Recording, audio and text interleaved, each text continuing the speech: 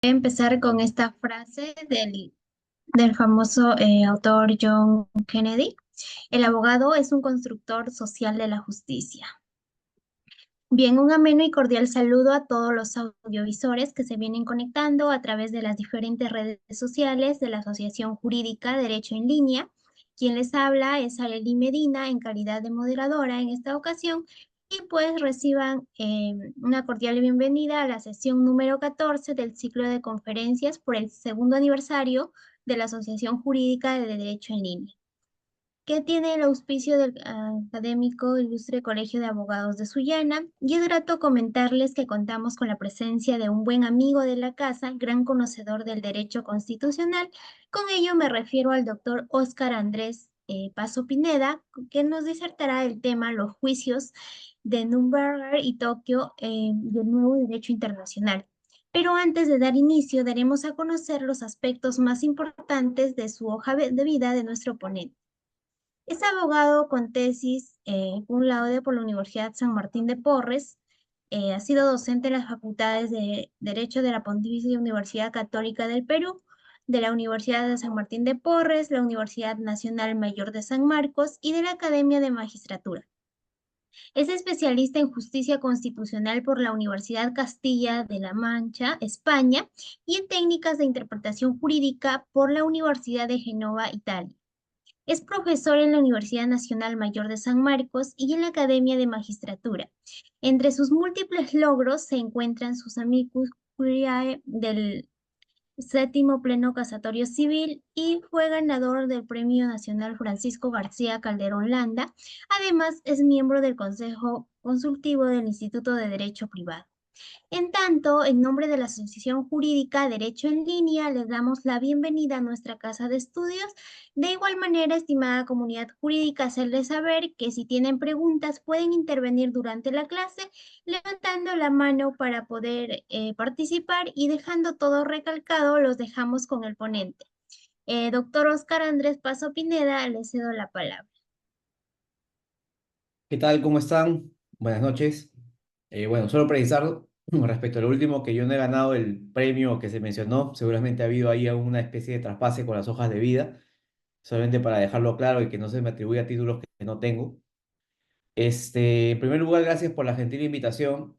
Voy a proceder a compartir mis diapositivas. Espero que se puedan visualizar. ¿Me confirman? ¿Se ven?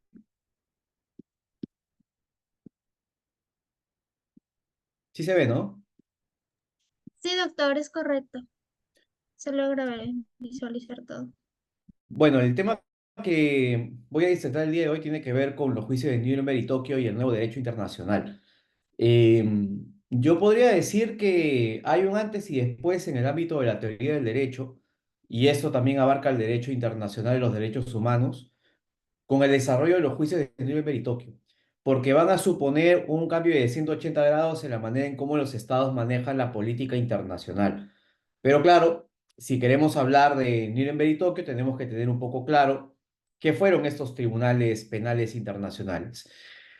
Ocurre de que en realidad existen varios ejemplos de tribunales penales internacionales y seguramente habremos escuchado últimamente de la Corte Penal Internacional, porque como bien se sabe, un grupo de abogados elevaron una denuncia ante la Corte Penal Internacional contra el actual presidente del Perú. La Corte Penal Internacional es simplemente una suerte de eslabón final de antecedentes de tribunales penales internacionales que a lo largo de la historia se habían ido consolidando con el tiempo. Tenemos los grandes ejemplos de Nuremberg, Tokio y los dos tribunales penales internacionales de la ex Yugoslavia y de Ruanda. Respecto a estos dos últimos, el Tribunal Penal Internacional de la ex Yugoslavia y el Tribunal Penal Internacional de Ruanda, es importante mencionar de que tuvieron la novedad de que fueron creados a través de una resolución del Consejo de Seguridad de la ONU. Es decir, la Organización de Naciones Unidas intervino para determinar de que un Tribunal Penal Internacional juzgara responsables de crímenes internacionales cometidos dentro de la esfera de la jurisdicción de un Estado en particular. Esto ya de por sí es también una revolución muy importante en el ámbito del derecho penal internacional. Se trata seguramente de uno de los mecanismos más polémicos para enjuiciar a responsables de crímenes internacionales. pero seguramente no hablaríamos de estos dos tribunales penales internacionales si previamente no hubiéramos conocido las experiencias de Nuremberg y Tokio. Cada uno de estos tribunales fue constituido después de la Segunda Guerra Mundial para enjuiciar a un grupo particular de personas. En cuanto al Tribunal de Nuremberg, este tuvo el propósito de enjuiciar a los altos jerarcas nazis luego de la Segunda Guerra Mundial. Es decir, va a ser un tribunal militar internacional que surgió precisamente con la finalidad de poder ajusticiar a aquellos altos mandos que hubieran estado involucrados en la comisión de ilícitos internacionales. El Tribunal de Tokio, del cual también voy a hablar un poco, es también un tribunal internacional, tiene en su naturaleza constitutiva algunas diferencias con el Tribunal de Nuremberg, pero en buena cuenta también fue un tribunal constituido, esta vez para enjuiciar a los altos jerarcas japoneses por los crímenes cometidos durante la Segunda Guerra Mundial. Es decir, Nuremberg y Tokio fueron dos tribunales penales internacionales que fueron creados por las potencias aliadas vencedoras de la Segunda Guerra Mundial con la finalidad de procesar penalmente a los responsables. Claro, ustedes dirán, ¿por qué esto supone una alteración completa del derecho internacional tal y como lo entendíamos? Esencialmente yo les diría por dos factores. En primer lugar, supone una revolución bastante drástica del derecho penal internacional clásico, porque es la primera vez que a personas físicas se les somete a un proceso penal por parte de un tribunal internacional. Esto supone la idea de que la persona humana puede cometer crímenes internacionales y no ser juzgados por estos crímenes únicamente por los estados de los cuales son nacionales, sino de que también va a poder intervenir la comunidad internacional en su procesamiento. Y en segundo lugar, Nuremberg y Tokio, desde otra cara de la moneda, también refleja la posibilidad de enjuiciar internacionalmente a los estados. Es decir, y creo que esta idea quede clara, cuando con las teorías de pactos políticos del siglo XVIII, algunos autores franceses o ingleses daban a entender que la sociedad constituye una suerte de pacto social para limitar sus libertades naturales y trasladarle facultades a una organización que sería el Estado. Esto se hizo bajo el presupuesto de que, por lo general, los privados estamos en tensión, conflicto, tenemos litigios, e intervenía un tercero suprapartes, esencialmente imparcial como árbitro, para ponerle fin a la contienda. Estaba reflejado en el Estado la idea de un comportamiento adecuado, correcto, y que eventualmente más bien sería el Estado el gran responsable de proteger los derechos fundamentales del individuo. Claro, estas teorías del pacto social, sin embargo, no aterrizaron a examinar qué pasaba cuando el gran ente agresor era el propio Estado, es decir, qué ocurría cuando las entidades públicas fundamentales se encontraban copadas por parte de criminales. Por lo general, en sociedades democráticas uno podría advertir de que si existe algún exceso por parte del Ejecutivo o del Legislativo, tenemos al Poder Judicial o a un Tribunal Constitucional para que puedan poner un freno límite al accionar de estos poderes públicos. Pero ¿qué pasa cuando el propio Poder Judicial también está capturado por parte de una ideología política violentista, como ocurrió en el caso de la Alemania nazi? Cuando uno ve el caso de los nazis, ven de que tenían una posesión completa del Ejecutivo, el Legislativo y el Judicial. En cuanto al Ejecutivo, tenían obviamente la figura de Adolf Hitler, que era básicamente quien personificaba el derecho, según señalaba Carl Schmitt. En cuanto al poder legislativo, tenían también una mayoría relevante al interior de las cámaras. Tanto es así de que el partido nazi, junto con partidos políticos conservadores extremistas, van a poder implementar las famosas leyes de Nuremberg, de la cual también vamos a hablar. Y en cuanto al poder judicial, tenían un órgano que era el Tribunal Popular del Reich, que estaba liderado por un juez impresentable que se llamaba Roland Freisler, que se encargaba de administrar justicia de una manera, por decirlo menos, polémica, ¿no? Se encargaba de que los acusados tuvieran ropas sueltas para que se les cayeran los pantalones en plena audiencia, se les escupía, maltrataba, gritaba y demás, porque eran opositores a la causa nazi. Con lo cual, si tú pretendías reclamar justicia al interior del Poder Judicial, tampoco lo ibas a obtener. Así que la gran pregunta en estos esquemas era, ¿qué se hace cuando la propia violencia viene del mismo Estado y no existe algún organismo ante el cual podamos reclamar? Nuremberg, y bueno, en general diríamos el fenómeno de la Segunda Guerra Mundial, abre las puertas a reflexionar sobre lo que sería la necesidad de constituir organismos internacionales para poder enjuiciar a los estados. Acá tienen ustedes, de hecho, una imagen del juicio de Nuremberg. Hay películas sobre esto que recomiendo que vean, que tratan de reflejar un poco lo que eran los ánimos durante las audiencias, la personalidad de algunos de los acusados, algunos de ellos muy irreverentes, y también conocer el perfil del juez que participaba acá. Nuremberg es un gran reto a la comunidad internacional porque pone a negociar a funcionarios y personas que pertenecen a tradiciones jurídicas diferentes. Ustedes ven la composición del tribunal de Nuremberg y había jueces estadounidenses, ingleses, franceses y soviéticos. Ustedes ven el caso inglés y estadounidense y pueden decir, bueno, la tendencia jurídica es la de ser partidarios de la familia del Common Law, mientras que en el caso de Francia y Rusia, más bien tenemos una cercanía con la familia romano-germánica. La pregunta entonces era, ¿cómo establecías el desarrollo del proceso penal cuando ambas culturas jurídicas parten de presupuestos diferentes en cuanto al desarrollo del propio proceso penal? Es decir, ustedes ven las series norteamericanas y seguramente han visto la institución del jurado, que es muy propio de las figuras del common law. No ocurre lo mismo en países más bien partidarios del sistema romano-germánico como el Perú, donde más bien durante una importante cantidad de tiempo el juez era un protagonista y era seguramente quien lideraba la investigación.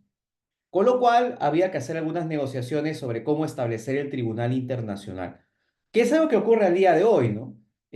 Póngase a pensar en cómo se forma un organismo internacional con personas que provienen de culturas jurídicas diferentes. Se me ocurre la experiencia del Comité de Derechos Humanos de la ONU, al cual están adscritos muchos países en el mundo. Pueden tener países seguramente islámicos, de cultura asiática, pueden tener países latinoamericanos, europeos, norteamericanos, cada uno de ellos con una diferente percepción de lo que es el derecho y lo que es la justicia. Así que Nuremberg supone un reto desde este punto de vista. Nos vamos a constituir un tribunal militar internacional por primera vez en la historia para poder enjuiciar. Las personas que llegan a Nuremberg tienen varias ideas en la cabeza. La primera opción no fue constituir un tribunal militar internacional, como podrán comprender. Hay un libro bastante bueno de Fernando Paz que se titula justamente Nuremberg, donde desarrolla de manera bastante interesante todo lo que serían las negociaciones para ver qué se hacía con los criminales nazis después de la Segunda Guerra Mundial. En algún momento, Rusia había planteado la posibilidad de simplemente ejecutar a cierta cantidad de personas. Los ingleses también lo concibieron. Estados Unidos también manejó la posibilidad de esas ejecuciones. De hecho, en este libro, Fernando Paz narra de que en su momento Stalin y Roosevelt se habían reunido para discutir cómo abordar todo el tema del procesamiento penal de los alemanes y Roosevelt suelta una broma a propósito de un comentario de Stalin, ¿no? Stalin dice, ¿por qué no agarramos y ejecutamos a 50.000 alemanes? ¿No? Churchill se queda algo sorprendido por la afirmación y Roosevelt le dice, oiga, Stalin, está usted exagerando, ¿no? Creo que basta con 49.500, ¿no? Y se comienzan a reír los estadounidenses y los soviéticos, porque claro, era una broma muy pesada, era una broma, la verdad, seguramente no pertinente para el momento y que generó incomodidad en Churchill, pero que termina por demostrar cómo es que varios persiguieron cómo abordar el tema del procesamiento penal de los responsables de estos crímenes internacionales. Ahora, claro, llama mucho la atención el tema relativo a por qué se decidió la conformación de un tribunal militar internacional. Si ustedes lo ven, el asunto de Nuremberg, desde la óptica del derecho penal doméstico o estatal, era evidente de que quien debía procesar penalmente a los responsables de la comisión de los crímenes eran las cortes alemanas, porque casi todos eran militares alemanes que habían cometido crímenes en suelo alemán y que eventualmente lo que habían hecho era demostrar ser parte de una organización criminal bastante masiva que era el partido nazi. Ustedes dirán, ¿por qué no dejaron entonces a los tribunales alemanes todo lo relativo a lo que sería eh, el procesamiento penal, que los propios alemanes lo puedan hacer? Era la primera cuestión que uno se planteaba. Y se desarrollaba una idea muy interesante, ¿no? Porque cuando se desarrolla la tesis, de que deben ser los tribunales alemanes los que un episodio anterior, que fue la finalización de la Primera Guerra Mundial, la firma de la Paz de Versalles, y unos artículos que habían firmado las potencias vencedoras donde le decían a los alemanes, debes comprometerte a procesar y a sancionar penalmente a los que hubieran cometido crímenes de guerra, ¿no? Esto generó en su momento que los alemanes desarrollaran los famosos juicios de Leipzig, donde en realidad se cumplió un formalismo. Los alemanes no querían saber nada respecto de la imposición de sanciones penales en contra de militares alemanes. Si lo ven ustedes desde la óptica del patriotismo, uno lo que termina por percibir es de que se genera una situación bastante curiosa, ¿no? Es como que los peruanos vengamos de una guerra y nuestros tribunales domésticos tengan que enjuiciar a los militares que combatieron en dicha guerra. Aunque no se llegue a decir, va a haber una especie de condescendencia o solidaridad con los militares que combatieron en un conflicto internacional. Y si le agregas el factor ideológico presente en la experiencia alemana, la situación era mucho peor. Había varios jueces que eran de derecha y muy conservadores, de extrema derecha podríamos afirmar. Y esto se demostraba incluso desde la época de la Constitución de Weimar, es decir, de la experiencia previa a la participación del partido nazi. Había jueces muy conservadores que muchas veces demostraron simpatía con los nazis. Con lo cual, si dejabas que los alemanes procedieran a investigar y sancionar a los responsables de estos crímenes, lo que indefectiblemente iba a ocurrir era de que se les iba a absolver o que se les iba a poner penas muy benignas, como ocurrió en Leipzig, donde se establecieron sanciones penales de 2 a 3 años, muchas de ellas sanciones suspendidas, ¿no? Y ni hablar de la cantidad de absoluciones. Por eso, para evitar la situación que se presentó luego de la Guerra Mundial, lo que los aliados esta vez plantean es de que más bien hay que adoptar los mecanismos que sean pertinentes para la conformación de un tribunal militar internacional. Esto es finalmente lo que ocurre en Nuremberg. La pregunta fue, ¿por qué Nuremberg, no? ¿Por qué en otro lugar? Esto fue porque debido a los bombardeos de los aliados, Nuremberg era una de las pocas ciudades que todavía tenía operativa una sede, un palacio de justicia, como para poder desarrollar los juicios respectivos, factor uno. Y factor dos, un tema simbólico, ¿no? Las leyes seguramente más discriminatorias de los nazis se denominaron, puede imaginar, es de que hay ese significado de carácter simbólico por el hecho de que se desenvuelva esta ciudad. Al propio tiempo, los mítines más importantes de los nazis también fueron desarrollados en Nuremberg, con lo cual explica por qué se selecciona específicamente esta ciudad. Y cuando comienzan los juicios hay un ambiente internacional de mucha presión. Esto también va a generar alguna incomodidad de los magistrados porque en realidad tanto las potencias aliadas como los ciudadanos tenían básicamente en mente la idea de que esto se iba a poder resolver de manera muy pronta. No sabían cómo se desarrollaban los procesos penales. El juez ruso que participó en Nuremberg contaba de las caricaturas que se hacían respecto del tribunal en varios periódicos de diversos países, ¿no? Porque se le vio como un órgano lento y que había perdido ya el interés de la gente. Ahora, Nuremberg es un pronunciamiento relevante, no solamente por los criterios que se desarrollan en la sentencia, sino porque le da sustento al desarrollo posterior de los juicios de Tokio, de los cuales también vamos a hablar brevemente en un momento. Con esto en mente, procedemos a analizar por qué efectivamente se decide conformar un tribunal internacional. Acá está un poco lo que les había comentado, ¿no? En el régimen nazi se habían aprobado disposiciones a nivel de todos los poderes del Estado que suponían una violencia manifiesta en contra de ciertas comunidades, específicamente la comunidad judía. Desde el Poder Ejecutivo, creo que todo el mundo conoce la tendencia antisemita de Adolf Hitler, que se refleja en su libro Mi lucha, que ustedes pueden adquirir en muchas librerías, pueden ver un poco el pensamiento del gran líder nacionalsocialista, y también hay la implementación de ciertos programas que demuestran una política de violación masiva de derechos, ¿no? Está el programa Action T4, por ejemplo, que fue un programa promovido por parte del Poder Ejecutivo, donde se desarrolla esta tesis de la vida indigna de ser vivida. ¿Qué significa esto de la vida indigna de ser vivida? Pues básicamente que si no reúnes las condiciones mínimas para poder considerarte como sano, lo suficientemente fuerte para ser parte del Reich, tu vida tenía que ser aniquilada. Así de que si eran personas con síndrome de Down, eventualmente alguna otra enfermedad o trastorno psiquiátrico, padecían de alguna discapacidad severa, lo que se hizo fue emprender una política, sobre todo contra niños, de administrarles medicamentos para poder culminar con sus vidas. Luego se mandaba una comunicación a los padres diciendo que habían fallecido por causas naturales, ¿no?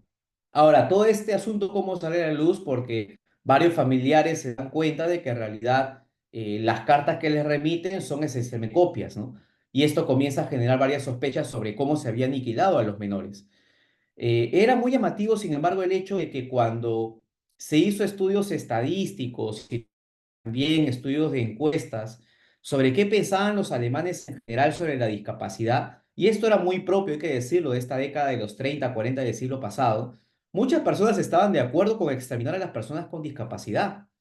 Y no es solamente el contexto alemán. Paralelamente, en los Estados Unidos, por 1927, sale seguramente la que es la peor sentencia de la historia de la Corte Suprema de los Estados Unidos, que es el fallo Buck versus Bell, que también legitima lo que es la esterilización de personas con discapacidad.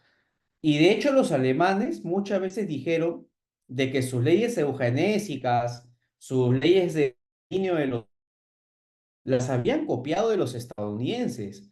Igual con las leyes discriminatorias en contra de los judíos, dijeron de que prácticamente habían copiado el esquema estructural de discriminación que los estadounidenses tenían con la comunidad americana. Es decir, vean cómo el Ejecutivo y el Legislativo se están conduciendo bajo una nación de derechos humanos. Obviamente, la solución final, que es básicamente esta reunión de altos funcionarios, que básicamente se plantea la gran idea de cómo poner fin a la cuestión judía, también es una manifestación adicional de cómo entendía el régimen nazi el tema de los derechos humanos, ¿no? Inicialmente, con los judíos lo que se pensaba era mandarlos a la isla de Madagascar, a diversas partes de África, y que allá vivieran de manera exiliada. Sin embargo, luego se llegó más bien a la idea de los campos de concentración.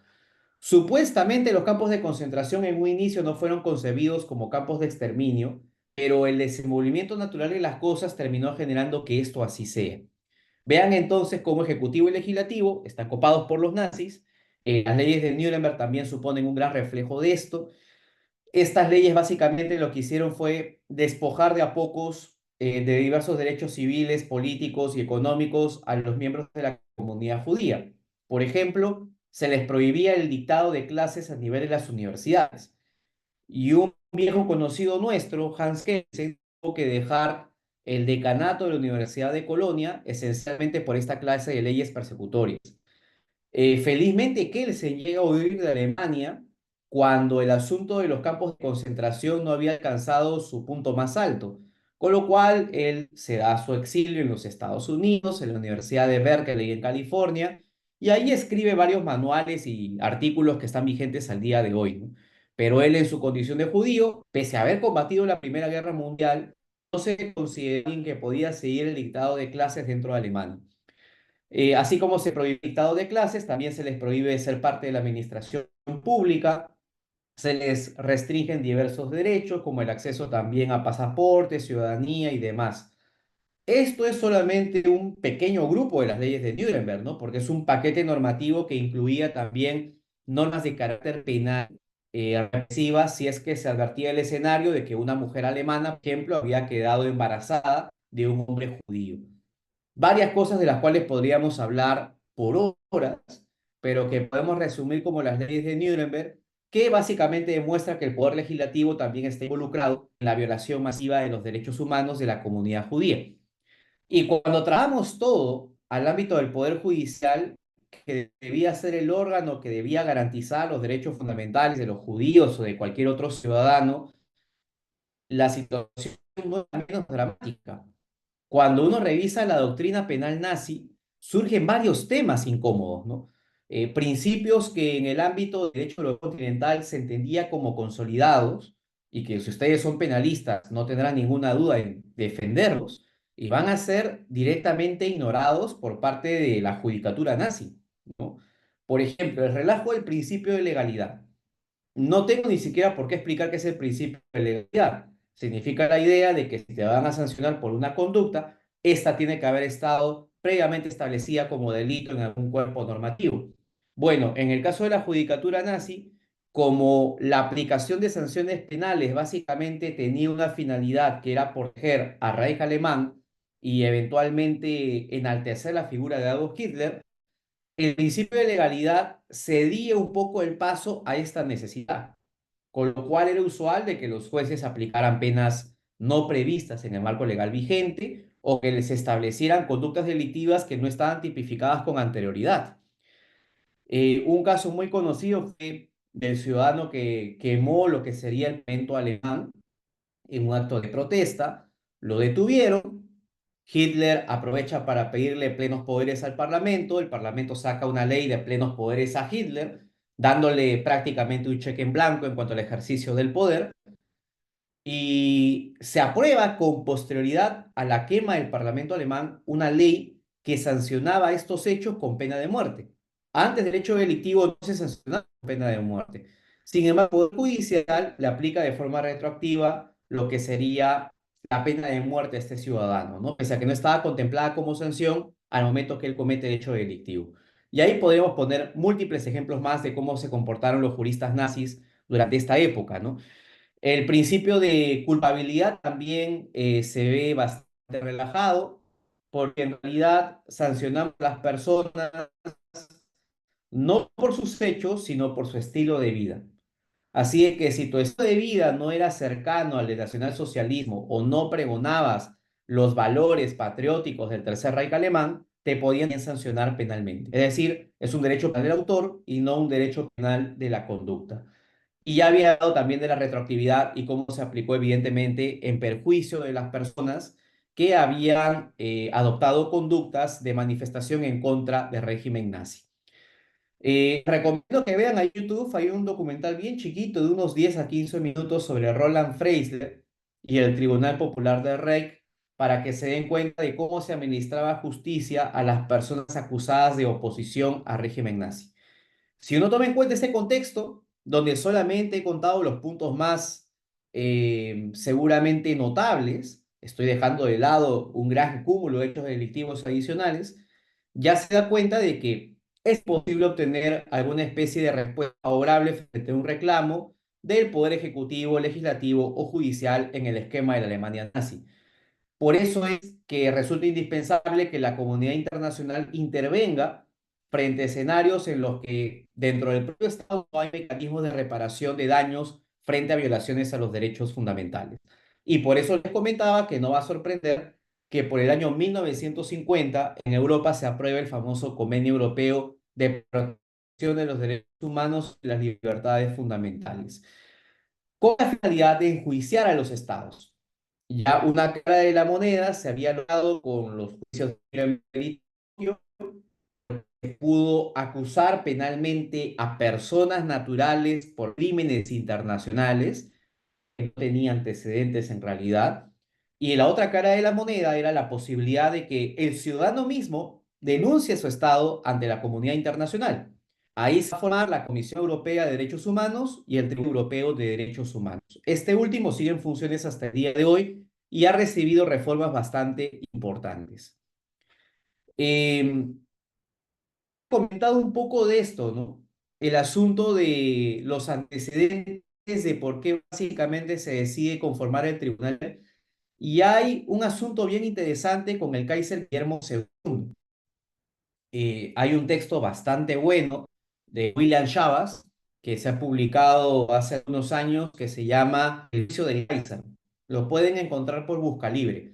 Siempre en esa plataforma porque por ahí van a poder encontrar materiales que seguramente no van a poder adquirir en aduana. En este título, El juicio del Kaiser, básicamente se examina de italianos, japoneses, ingleses, estadounidenses y franceses sobre la posibilidad de llevar un proceso de Guillermo II. Esta tentativa termina fracasando porque él llega a huir a los Países Bajos obtiene protección por parte de este Estado, que señalaba de que no iba a proceder a ninguna extradición porque no había vías de un juicio justo, y dejó en el aire a las potencias vencedoras. Así de que lo más que se pudo conseguir fue este articulito que, como les comento, ordenaba de que los alemanes procedieran a procesar y sancionar a los criminales responsables de los vinculados con la Primera Guerra Mundial. Y ahí está el tema de los juicios de Leipzig, ¿no? Que como les había contado, básicamente son una gran manifestación de impunidad. Pocos sentenciados y eventualmente estos sentenciados con penas irrisorias. ¿Por qué se había decidido también crear el Tribunal de Nuremberg? Finalmente, se había dicho que Stalin, Roosevelt y el propio Churchill en su momento tenían la idea de juicios sumarios, ¿no? De ejecuciones inmediatas, debieron de parecer, porque surgió la idea de hacer pública la responsabilidad de los alemanes, ¿no? Es decir, poner ante la comunidad internacional en vitrina a los responsables de la Segunda Guerra Mundial, que esencialmente los alemanes y los japoneses. Y cuando Stalin comentan esta idea, ahí le atrae muchísimo porque él era un hombre que le gustaban bastante los símbolos, ¿no? Y en Rusia era también usual realizar procesos penales mediáticos con la finalidad de presentar a una suerte de traidor a la patria y que luego se le sometiera a alguna sanción por parte del Poder Judicial. Así que no se vio mal la constitución del Tribunal de Nuremberg desde esa perspectiva, ¿no? Fue la manera de convencer a Roosevelt y a Stalin de que se creara un penal internacional. Y como había comentado, en Alemania pues no tenía mucho sentido desarrollar estos procesos penales porque teníamos jueces de extrema derecha que ideológicamente eran afines al partido nazi, con lo cual los procesos penales se dejaban en manos de los propios alemanes, muy seguramente ellos no hubieran impuesto sanciones drásticas a los criminales procesados. En cuanto a las cuestiones principales, eh, hay acá tres grandes bloques de cuestionamientos al Tribunal de Nuremberg, ¿no? En primer lugar, la conformación. Se señaló que era un tribunal que vulneraba el principio de imparcialidad. ¿Por qué? Los jueces integrantes del Tribunal de Nuremberg eran de las nacionalidades de las potencias vencedoras de la Segunda Guerra Mundial. Dos de Estados Unidos, dos de Inglaterra, dos de Francia y dos de Rusia. Por ahí se soltó la tesis de por qué no formar un tribunal con países neutrales que mandaran jueces y que pudieran enjuiciar a todos los criminales de guerra. Porque recuerden que acá están enjuiciando los vencedores a los vencidos, cuando en realidad los alemanes y los japoneses no eran los únicos que habían cometido crímenes de guerra o crímenes de lesa humanidad. No tengo ni por qué explicar Hiroshima y Nagasaki, ¿no? Donde los estadounidenses también cometen diversas vulneraciones al derecho internacional humanitario. Y la pregunta era, ¿por qué no se enjuiciaron estos hechos delictivos? Y las potencias lo tenían bastante claro, ¿no? Somos vencedores de la guerra, nosotros tenemos derecho a enjuiciar a los vencidos. No tenemos por qué cederle ese derecho a potencias que no se compraron el pleito de pelear contra los alemanes. Así que nosotros tenemos la legitimidad para enjuiciarlos. Esto generó cuestionamientos, obviamente, a la imparcialidad del tribunal, porque evidentemente los jueces tenían cercanía con los militares que habían resultado vencedores de la Segunda Guerra Mundial. Sin embargo, igual se eligieron a figuras jurídicas destacadas, ¿ah? No mandaron a cualquier persona a constituir ese Tribunal Penal Internacional. De hecho, el fiscal que lidera la acusación, el juez Jackson, había sido magistrado de la Corte Suprema Federal de los Estados Unidos. Y ni hablar de los jueces mandados por Inglaterra y Francia, que también eran juristas de renombre en sus respectivas jurisdicciones.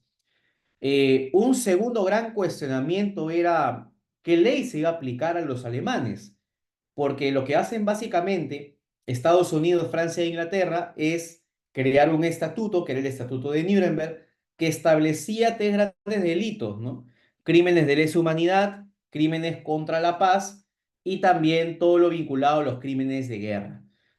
El asunto era de que antes del Estatuto de Nuremberg no había ninguna otra norma de carácter internacional que le diera legitimidad particularmente a este tribunal que fue creado después de los hechos para que pudiera sancionar a los responsables. Es un asunto que genera bastante reflexión en la comunidad jurídica, ¿no? Eh, la pregunta era, ¿qué artículo de qué tratado habían violado los alemanes eventualmente como para que se les pueda sancionar a la pena de muerte? ¿Dónde estaba establecida antes del hecho delictivo esta sanción? En algún tratado internacional. Vamos a ver que los estadounidenses citan el tratado Bryan-Kellogg, que básicamente lo que pretendía era la renuncia a la guerra por parte de las potencias extranjeras, entre ellas Alemania y Japón. Pero el asunto era de que este tratado en ninguna parte decía que su incumplimiento generaba sanciones de carácter penal. Así de que en realidad se había creado un estatuto, un cuerpo de normas con delitos y sanciones, pero después de los hechos cometidos por los nazis.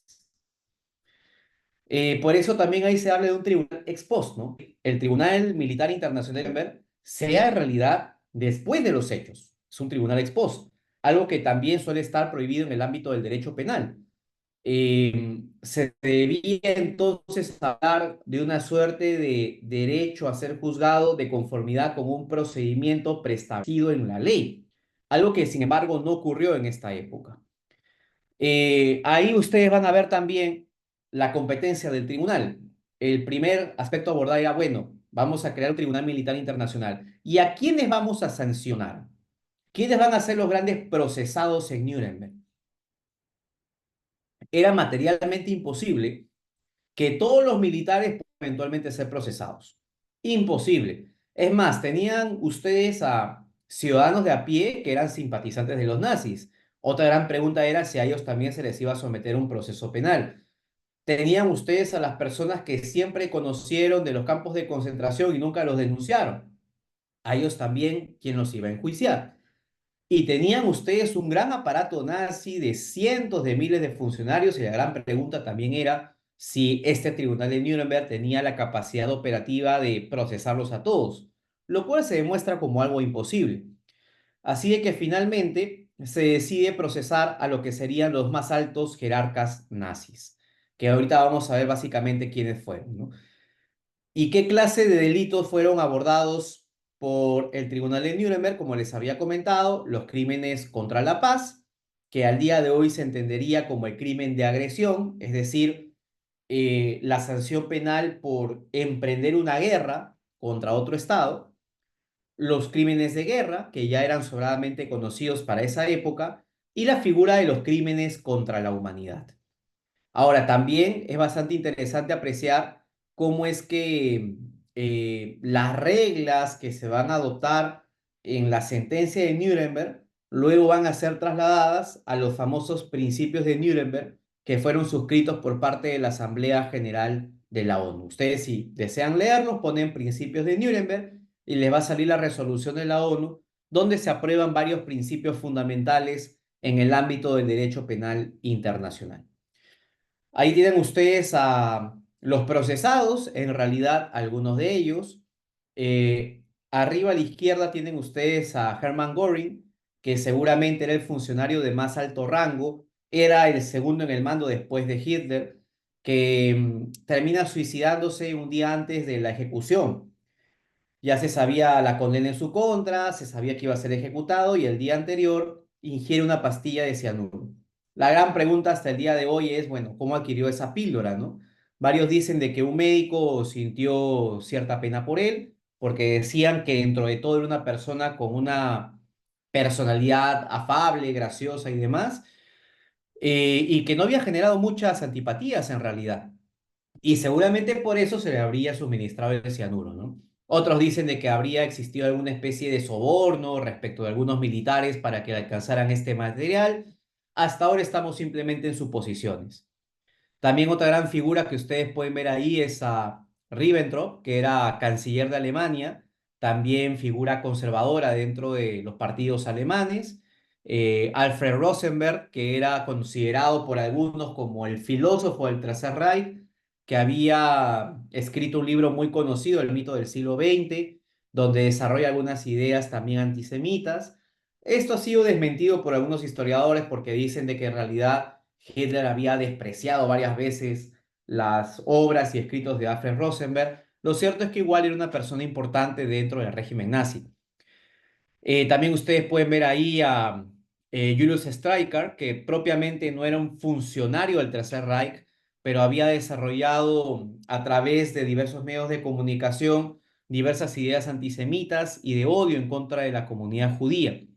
Hay varios ahí que no figuran, ¿no? Está Lai también, por ejemplo, que también se suicida un día antes de lo que sería la ejecución, y otros altos funcionarios nazis que también habían ocupado ministerios dentro del régimen del Tercer Reich. Como ustedes pueden advertir, estamos frente a figuras políticas y militares del más alto renombre, ¿no? No se procesó a cualquier persona en Nuremberg. Se seleccionó a un paquete de personas con la finalidad de que los procesos se direccionaran solamente a establecer la responsabilidad de ellas. Ya había hablado un poco de esto. El pacto Bryan-Kellogg fue el que sustentó la aplicabilidad de la figura del crimen contra la paz. Ahí se desarrolló una gran pregunta, ¿no? Oigan, ¿podemos sancionar por el crimen de emprender una guerra a los alemanes? Porque hasta esa época emprender una guerra no había sido visto como un crimen internacional. De hecho, era un mecanismo usual para la resolución de disputas que existía en la Europa y en varios países del mundo. Si sancionabas penalmente por emprender una guerra o eventualmente por someter a un pueblo, pues los alemanes se defendieron en el juicio diciendo: los ingleses, los estadounidenses, los franceses tienen colonias en varias partes del mundo y tienen sometido a un montón de gente, ¿ah? Así es que ellos también están cometiendo crímenes internacionales. Por eso era de que se dudó mucho sobre la posibilidad de sancionar a los alemanes por crimen contra la paz, porque no se sabía si iniciar una guerra era una causal para sancionar penalmente a un alto funcionario. El sustento que empleó el fiscal Robert Jackson para eventualmente justificar la imposición de una sanción por este delito fue el incumplimiento del tratado que figura ahí, el pacto Bryan-Kellogg que les había mencionado. Este tratado, como les había dicho, básicamente lo que establecía era de que las grandes potencias mundiales se comprometían a no iniciar una guerra como mecanismo de resolución de disputas internacionales.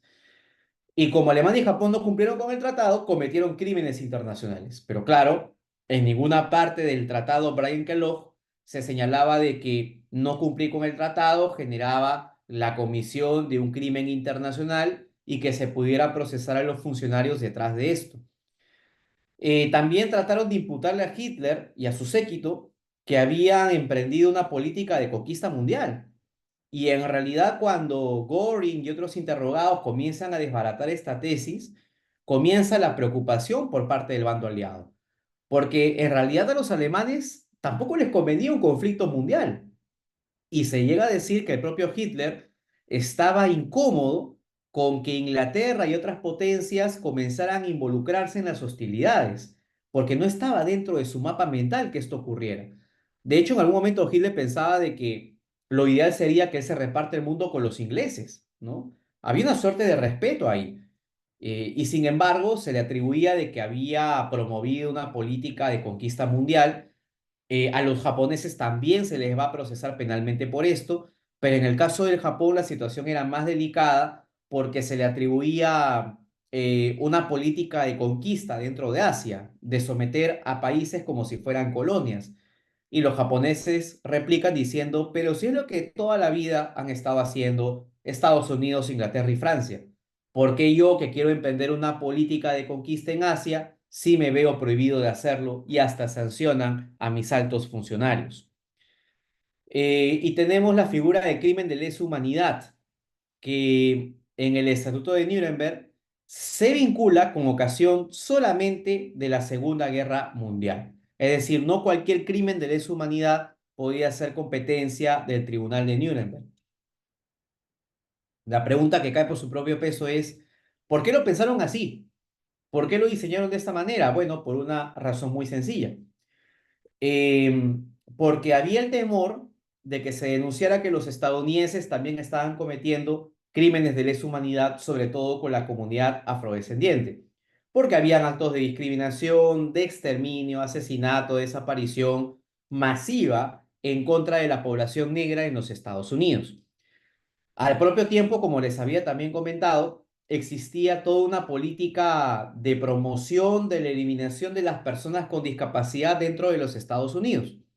Y ahí vean el fallo de Buck versus Bell que les había comentado.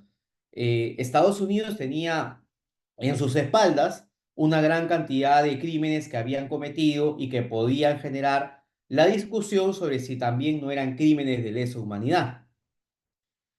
Y acá están los principios de Nuremberg, ¿no? Que se habían aprobado por la resolución de la Asamblea General de la ONU. Ahí ustedes lo que pueden apreciar es de que, en primer lugar, un gran principio que se genera en Nuremberg es esta idea de la responsabilidad penal individual a escala internacional. Podemos someter a personas físicas ante tribunales penales internacionales.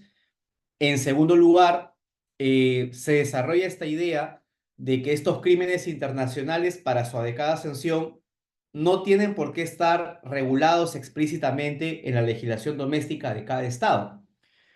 Esto va a generar un relajo del principio de legalidad.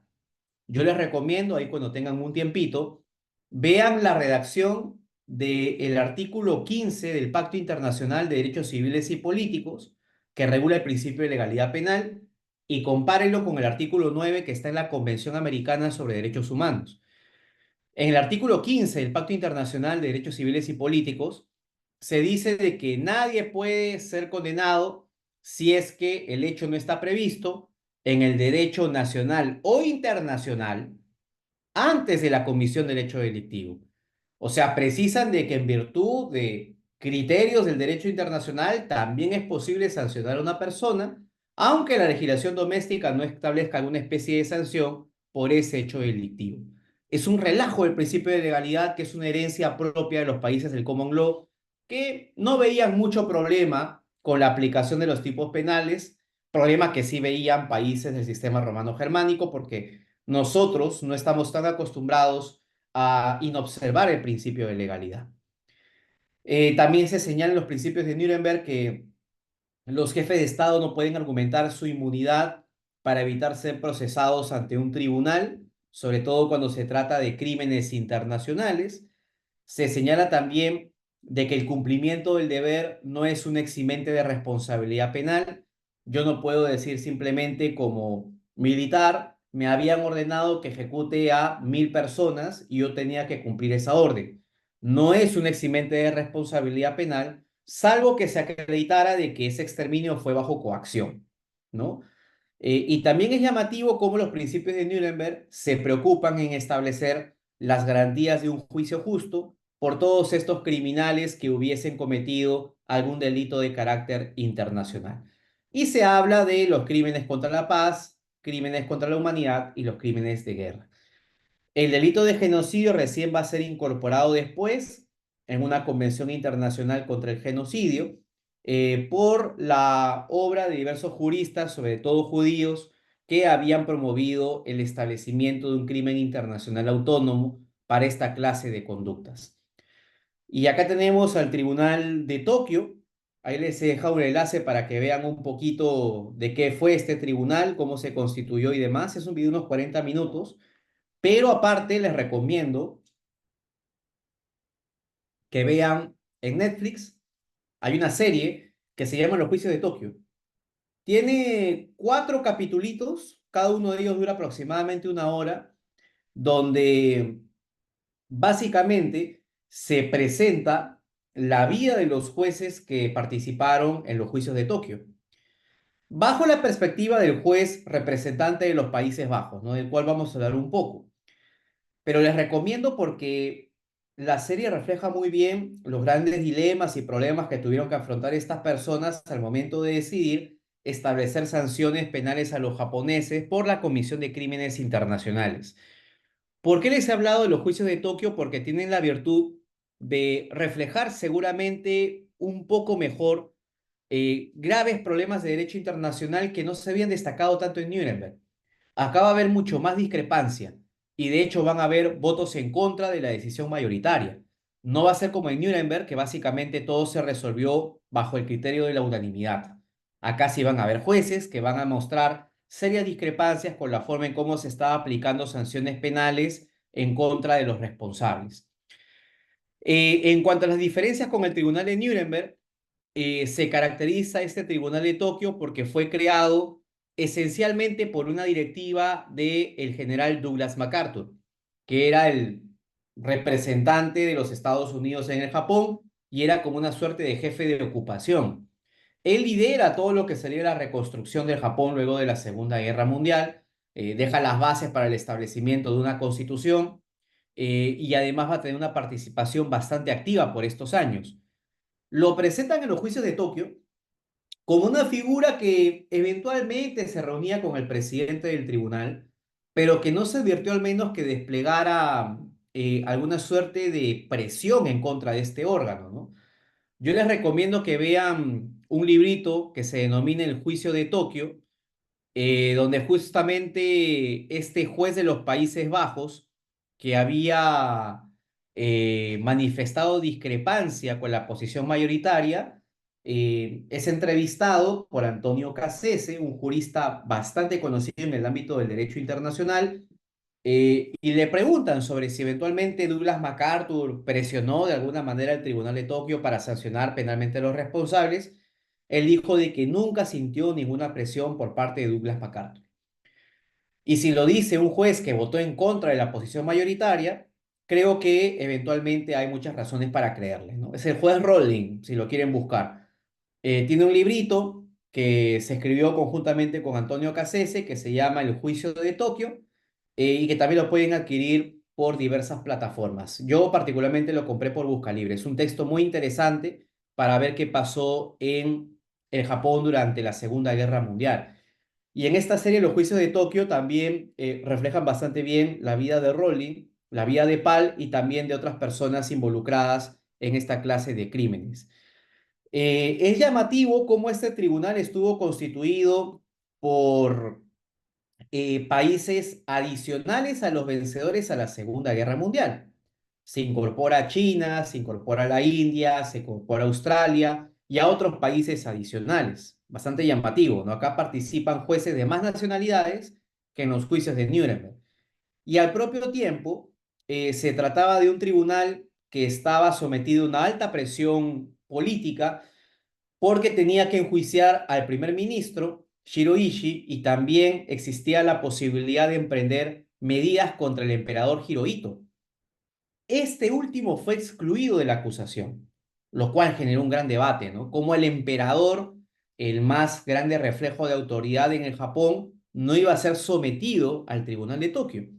Lo que se dijo fue de que esta fue una orden de Douglas MacArthur porque querían iniciar la reconstrucción bajo la figura de Hirohito. Y Hirohito tenía más afinidad ideológica en temas económicos con los Estados Unidos que con el bloque soviético. Había el temor de que Japón virara a la izquierda. Así que en este contexto se dice que hubo una negociación. Douglas MacArthur le dijo a Hirohito que no iban a emprender medidas legales en contra de él, pero que él iba a liderar la reconstrucción japonesa aliándose con los Estados Unidos. Pero vean como pese a todo lo que se dijo y pese a todo lo que se sabía, Hirohito no fue procesado penalmente. Y vean la lealtad de los japoneses que los altos funcionarios durante el desarrollo de los juicios en ningún momento le echan la culpa a Hirohito. Dicen de que no, él no estuvo enterado, no sabía lo que había ocurrido, era un pacifista. En realidad, de acuerdo con los historiadores, todo esto era mentira porque Hirohito sabía bastante bien lo que estaba ocurriendo en el marco de la Segunda Guerra Mundial. Y un detalle adicional interesante, la decisión expedida por el Tribunal de Tokio fue apelada ante la Corte Suprema de los Estados Unidos. No ven de que este tribunal se constituyó por una orden ejecutiva de un militar norteamericano. Bueno, abogados de los japoneses presentaron un reclamo ante la Corte Suprema de los Estados Unidos, que fue el caso Hirota contra MacArthur, que generó un pronunciamiento por parte de la Corte Suprema en el año 1948, obviamente desestimando la demanda. Otro detalle interesante es de que Douglas MacArthur tenía poderes para indultar a las personas condenadas y sin embargo no hizo uso de esa facultad porque hubiera sido algo políticamente bastante cuestionable. Pero el estatuto le da ese poder. Otro detalle interesante es que el estatuto de Nuremberg facultaba el juicio en ausencia, ¿no? Y acá está un tema ahí que solamente deseo resaltar, lo demás ya lo he dicho. Si les interesa ver el tema de los crímenes más graves de los japoneses, vean el Escuadrón 731, que básicamente fue un grupo de trabajo que hacía experimentos de los más terribles en contra de chinos, coreanos y demás. Se quería ver todo lo relativo a armas químicas y demás. Se dice de que a los responsables principales de este escuadrón tampoco los procesan porque los estadounidenses ponen como una especie de condición, ¿no? Mira, no vamos a procesar penalmente a las cabezas del Escuadrón 731 si es que me brindan los resultados de tu experimentación con armas biológicas. Y se dice que por eso no se inició ninguna clase de medida legal en contra de las principales cabezas. Este tribunal fue creado para el periodo de la Guerra Sino-Japonesa hasta la Segunda Guerra Mundial. Hablamos del 31 hasta el año 45 y se recomienda mucho leer el voto del juez Pal, que era el juez de la India, que también sale en esta serie Los juicios de Nuremberg, donde cuestiona terriblemente la argumentación de la mayoría, diciendo de que en realidad se trataba de una suerte de imposición ideológica del bloque occidental y que no medía con la misma vara lo que hacían los Estados Unidos, Inglaterra y Francia en otros países. Todo esto era cierto, evidentemente, ¿no? Porque hay un problema de origen, porque solamente estás procesando a los criminales de un bando, pero no a los criminales del otro bando. Luego de la Segunda Guerra Mundial, y ahí viene también una idea con la que quiero cerrar esta exposición, precisamente en el año 48, es decir, 3 años después nomás de lo que sería el desarrollo de la Segunda Guerra Mundial, se aprueba la famosa Declaración Universal de los Derechos Humanos, ¿no? Consciente la comunidad internacional de que era imperativo que hechos como los que habían acaecido recientemente no vuelvan a ocurrir. Hay resistencias porque hay culturas que no pueden de manera directa hablar de derechos humanos sin caer en la hipocresía. Por ejemplo, no todos los países ratifican la Declaración Universal. Países como Arabia Saudita y Sudáfrica se abstuvieron de votar. Y las razones son más que claras, ¿no?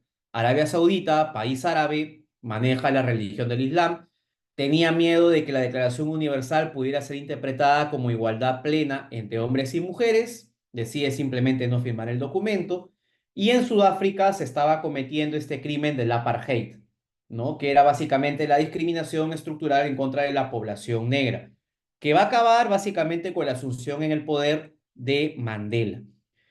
En el año 48 también se aprueba la Convención para la Prevención y Sanción del Delito de Genocidio, donde se establecen los caracteres fundamentales de este crimen internacional, sus elementos típicos. Vean cómo poco tiempo después, nada más de la Segunda Guerra Mundial, se implementa este crimen internacional. Y en el año 68 se firma la famosa Convención sobre imprescriptibilidad de crímenes de lesa humanidad y crímenes de guerra. Vean cómo ya en el 68 existía una tendencia en el ámbito de la comunidad internacional para considerar que estos crímenes eran imprescriptibles.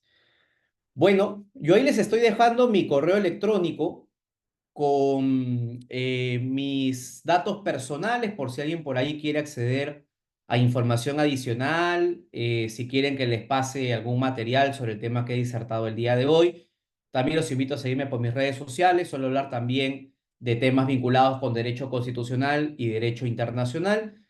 No sé si hay alguna duda o inquietud, de no ser así, yo agradezco la gentil invitación formulada a mi persona. Muchas gracias. Bien, doctor, muchas gracias.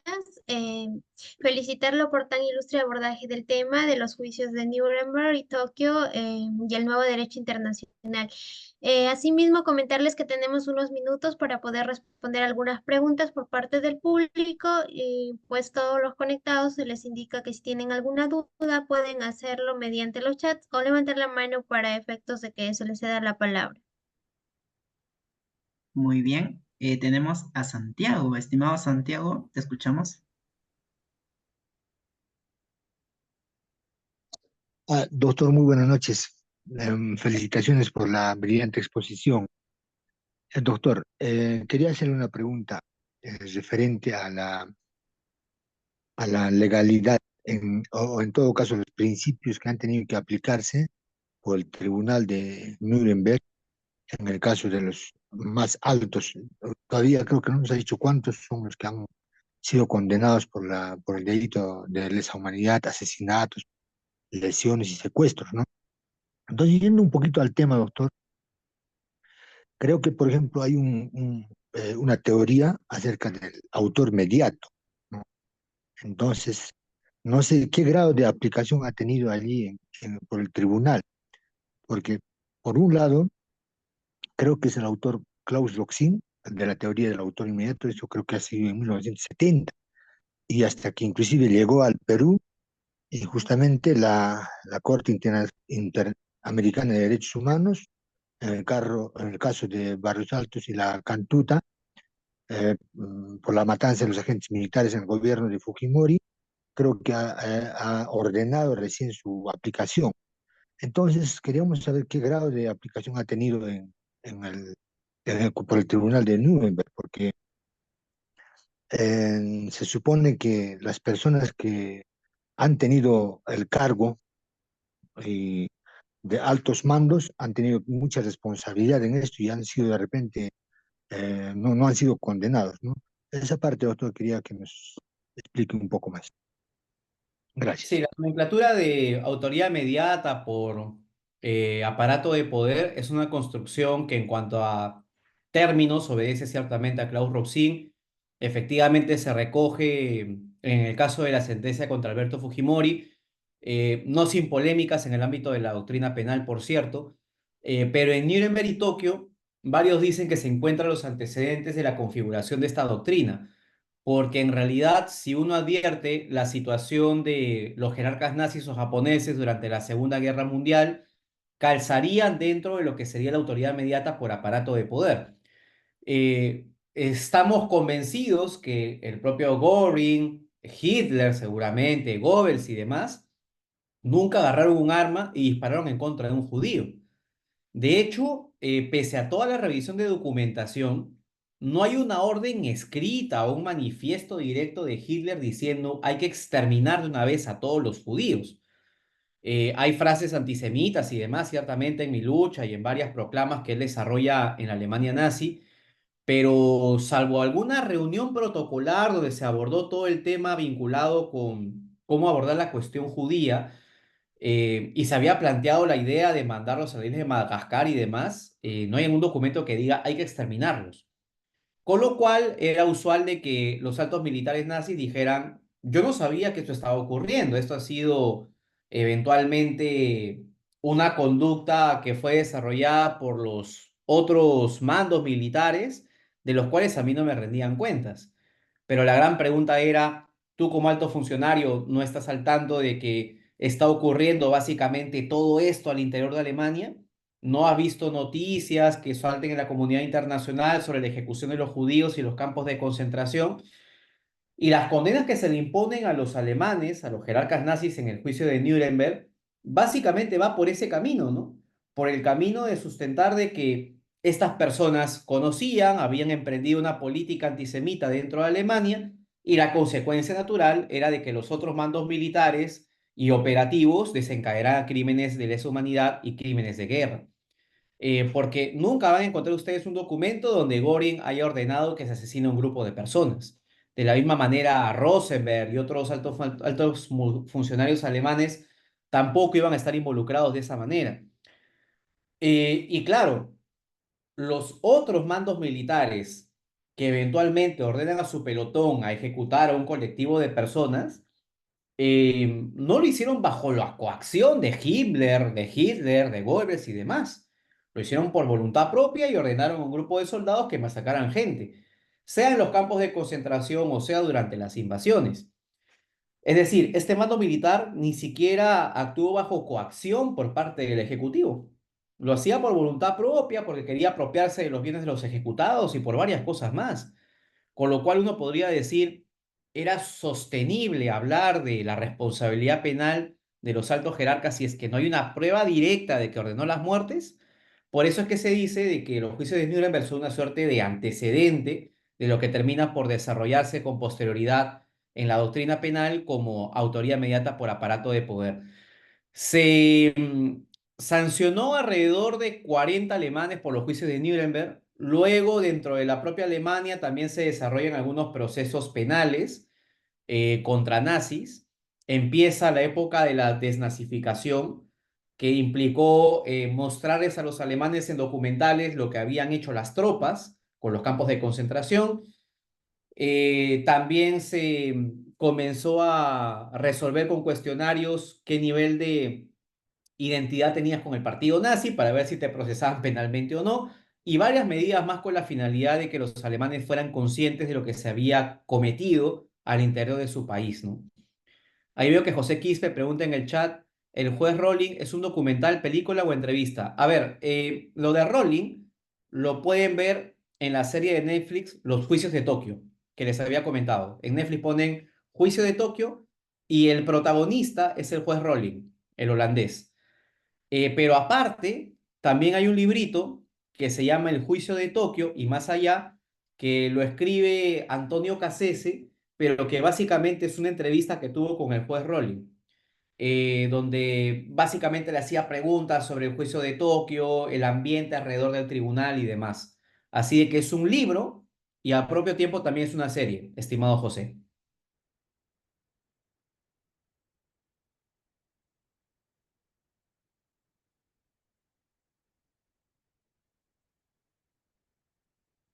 Excelente, mi buen doctor. Estimado Oscar, por vuestra asociación estamos muy agradecidos por habernos acompañado en nuestro segundo aniversario con su magistral ponencia. Ha sido muy interesante, valga decirlo. En esa línea, pues queremos compartirle un pequeño reconocimiento por vuestra asociación. ¿Me confirma si se puede visualizar la pantalla? Yo no veo, pero dicen que sí. Sí se puede visualizar, Cristian.